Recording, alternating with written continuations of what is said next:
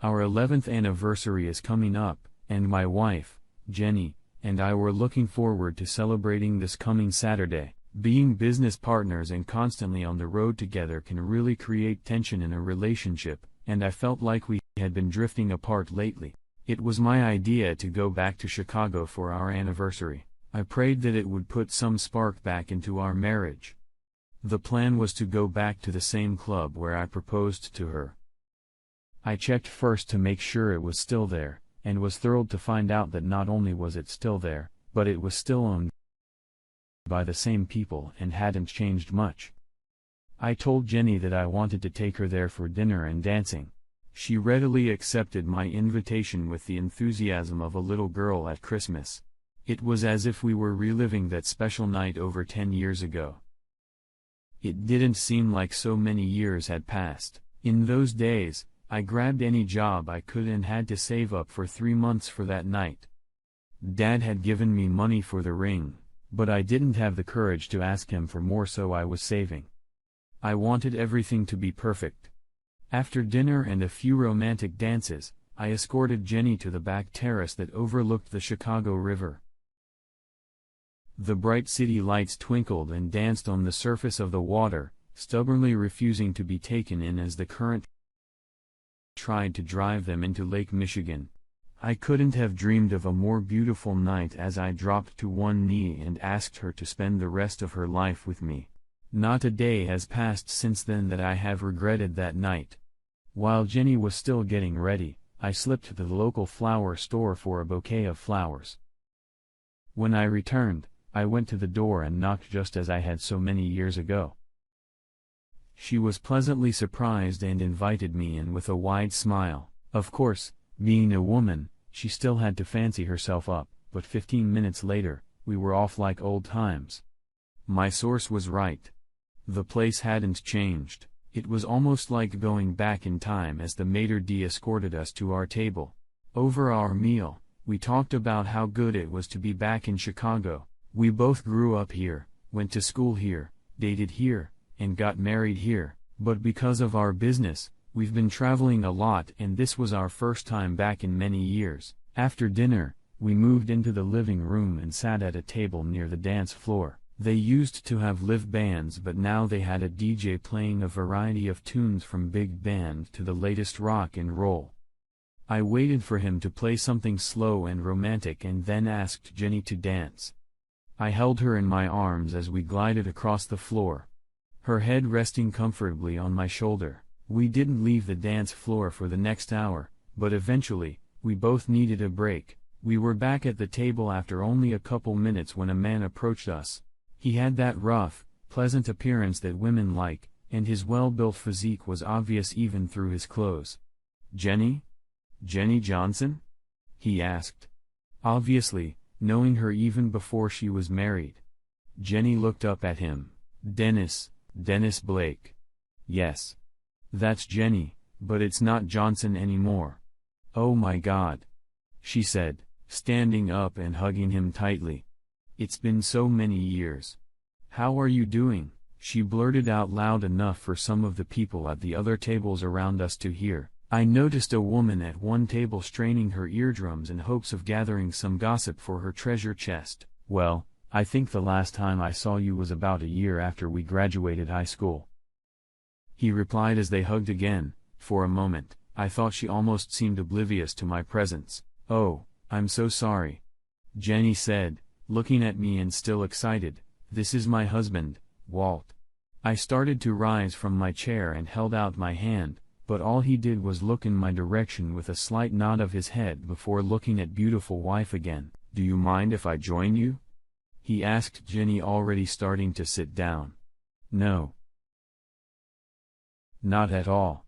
We have so much to talk about," she told him, without even looking in my direction. To say I looked a little offended would be an understatement, especially when they both monopolized the conversation. He told her that he had left the state shortly after the last time they saw each other and only occasionally came back for business. He said that since he was leaving in the morning, fate must have beckoned him to stop in for a beer before heading back to the motel. He saw her on the dance floor.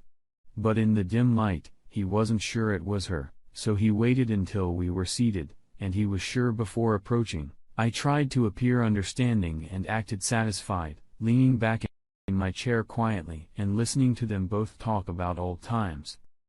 He told Jenny how great she looked and that she hadn't changed a bit in 12 years. My beautiful wife was eating it up, along with everyone else, and my ears perked up when the conversation turned to sex. It seemed they had been each other's first, and now they were laughing at their naivety and inexperience. I could feel the cold stares on the back of my neck when right in front of me he told her that he should never have left without taking her with him. He said he had gotten married, but that only made him realize that he had left the woman he truly loved behind in Chicago. I'm sure some people around us saw the anger on my face when I thought about ending the conversation and leaving with my wife. But it was then, without even looking at me for approval, that he asked her to dance. She acted like I wasn't even there when she held out her hand for him to take and accept. I'm sure it wasn't hard to see that I was seething with anger as they both walked out onto the floor. A couple at a nearby table commented on their behavior, despite all the reminiscing and laughing they were doing. Neither Dennis nor my wife were very calm in their conversation. I watched as he took her in his arms, and began to lead her in a slow dance. At first, the distance between their bodies was very decent, but as time went on, it got smaller and smaller. I sat there sipping my beer and twiddling my thumbs as they continued to dance from one slow song to the next. I could hear more whispers from the surrounding tables. I sensed it was time. I walked over to them and patted dear Dennis on the shoulder. "May I step in and dance with my wife?" I said rather sarcastically. Neither he nor my wife looked very pleased when I took his seat. "Hi. Remember me? Your husband?" I asked sharply. "What's going on? Why are you letting this guy monopolize our time together on our anniversary?" I didn't speak particularly loudly, but I wasn't whispering either. I knew some of the people dancing around us could hear me. "Oh, honey. I'm sorry." She apologized. "It's just so nice to see Dennis again."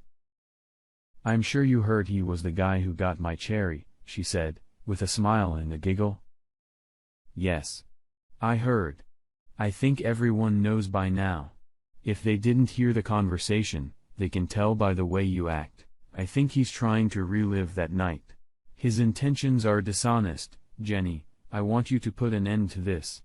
Walt, come on, don't be like that. He's just an old friend I haven't seen in years. Please don't ruin this evening for me," she begged.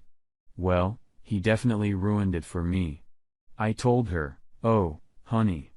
I'm so sorry, but I'll make it up to you. I promise," she said. At that moment, the song ended, and I felt someone pat me on the shoulder. "That son of a bitch is already back. Come on, buddy. We haven't seen each other in 12 years. Be a good guy and give us some time to catch up," he said loud enough to be heard by those around him. I saw a woman with her mouth open in disbelief at the asshole's brazen behavior. The wife looked me in the eye. "Please, honey. It's been so long since we've seen each other and he'll be gone in the morning." I saw the look of disgust on one guy's face and knew he thought I was a wuss when I relented and returned Jenny to her former lover.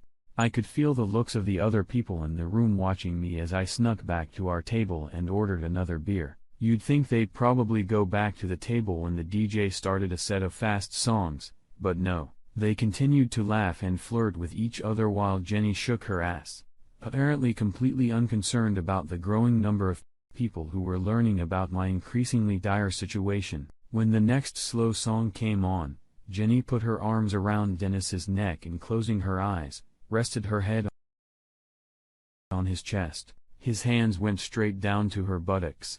Some of the couples dancing around them looked at me, probably wondering why I was letting this go on. That was it. I didn't mumble to myself anymore, but just as I started to rise from my seat, the song ended, and Dennis headed towards the men's room. Jenny came back to the table. She said a little embarrassed, "These fast songs are wearing me out." "Yeah. I could tell. You were hanging on to your hero. It was embarrassing. Are you ready to go home?" I asked caustically. She had a strange look in her eyes as she sat down. "Honey, you know, I love you, don't you?" Everyone around us could see that I didn't like the way the conversation had started. "I hope so, because I love you," I assured her. "I know, darling, and I pray you love me enough to understand what I'm about to say. Darling, when Dennis comes out of the men's room, he and I will leave together. He will drop me off tomorrow morning on his way to the airport." No one could believe what they were hearing. She wasn't even being secretive. I looked around at some of the surrounding tables and realized that everyone was now tuned into our family problems. The hell it would be. I roared. Hell, everyone knew everything anyway. I didn't care. I wanted them all to hear me. "We're leaving now." "No, Walt. We're not. Please, honey, I need to do this. It's just for one night. Please try to understand." "Understand? You mean understand that you want to break our wedding vows on a night like this? On our anniversary? Understand that you humiliated me in front of everyone in this place, and now you want to fuck another man on top of it? That's ridiculous." "No." At that moment, big old dentist returned, stood behind Jenny and put his hands on her shoulders. "Are you ready, darling?" he said, looking at me with the grin of a conquering hero, ready to enjoy the spoils of his victory. Jenny took his hand. "I'm sorry, Walt. Please try to understand," she said, standing up. Tears came to her eyes. "Please, Jenny. I'm begging you. Please don't do this," I said like a beaten puppy. "I'm so sorry," she said. I heard some of the people around us gasp in shock as Jenny turned to walk away with her heart boyfriend. "Great!" I shouted, knocking over my chair and standing up abruptly. "Then give me your rings back." "What?" she asked, looking back at me. "You heard me. If you're going to sleep with another man, I don't think I can stop you, but I'll be damned if you're going to break our wedding vows by wearing the rings I gave you at the altar." "Come on." Dennis intervened. "If he acts like a jerk, give them to him and you'll get them back in the morning." "Okay. Okay. Okay," she said, taking them off her finger. "You just make sure you put them in a safe place, honey," she called out, holding out the rings to me. I clasped them in my fingers and raised my hand above my head. "How much am I being offered for this beautiful set of wedding and engagement rings?" I bellowed to the crowd. $500. I heard someone yell from behind me. "Walt, what are you doing?" Jenny shouted. "Well, it obviously means nothing to you. Maybe someone else can use them, someone who really knows what marriage is all about." "Don't worry, I'll give you half of what I get for them in the divorce." I grinned. I thought I saw tears in her eyes, but it was hard to tell in the dimly lit club. "Come on, Jenny," Dennis called out, pulling her by the arm. "He's just bluffing. He's not going to ruin your marriage over one night." She seemed reluctant, but turned and walked away with a heavy load. 600. I heard as they walked out the door. A little over 2 hours later, I slipped a key card into the slot of room 228 of the Arlington Hills Days Inn. I opened the door and looked up to see a female figure dozing on the bed. Her beautiful breasts encased in a tiny purple lace bra rising and falling in a gentle rhythm. It took my breath away the first time I saw her, and she still did. She opened her dark blue eyes and smiled as I closed the door. "Did you sell them?" "Of course," I told her. "How much?" she asked excitedly. $1,800, I answered. "Oh," she said. "Not bad. What does that mean altogether now?" I did a quick estimate. "Almost $37, not bad for 3 weeks." Jenny slid off the bed. came over, put her arms around me, and kissed me passionately on the lips. She murmured, "Someone's feeling frisky. Well, it's our anniversary." And after a performance like tonight, I let my words hang in the air for a moment. "Where's Dennis?" I asked. "Every time we do this, he gets better and better. He was so good tonight. I was even starting to get jealous of you too," I said with a slight chuckle. "He's in his room. I think he might have a girl with him. He did get scared tonight. When we were leaving, a few guys threw really hard looks at him. He thought they were going to come get him in the parking lot, but they didn't. I hope he's not planning on leaving. I would never have gotten that much for rings if everyone in the place didn't hate him so much. It would be a real shame to coach someone else again. I don't think you need to worry, dear. His income is almost $10,000. Which isn't bad for an unemployed actor. Even if he were working, that's twice what he'd ever make on the stage of any theater." "I hope so. I also think we've exhausted our hometown hospitality, dear. I'm sure everyone knows by now that all those rings are worthless. The Chicago cops probably already have our descriptions.